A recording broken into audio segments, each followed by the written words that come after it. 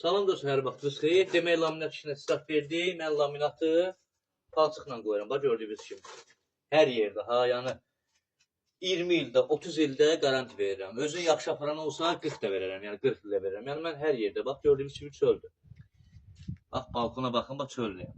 Mən balkona həmişə, nə iş balkon, laminatı palçıqla qoyuram. Yəni məsləhətli budur. Yoxsa bunu ağız-ağızlı keçirirsən, vurursan, 2 ildən sonra ömrü olmur onu, özünüz də bilirsə laminatın. Amma bunu palçıqla qoyanda bunun həqiqətən uzun ömürlü olur, həm də davamlı olur. Çatdalmır, partlamır, pislikləri dağılmır.